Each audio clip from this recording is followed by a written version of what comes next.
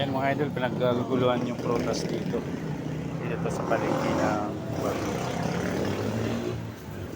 Ayan, sa dandang hilo. Ayan si Mrs. Ay ipila. Mura na. Hindi masasabi mo sila kapag siya.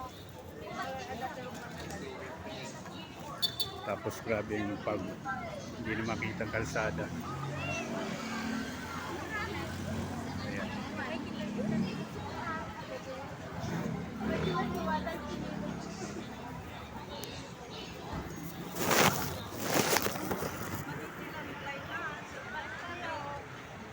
Ayan, uwi na kami ni Mrs. Ma. Kabili na siya ng murang prutas sa dandang hilo. Pauwi na kami mga idol.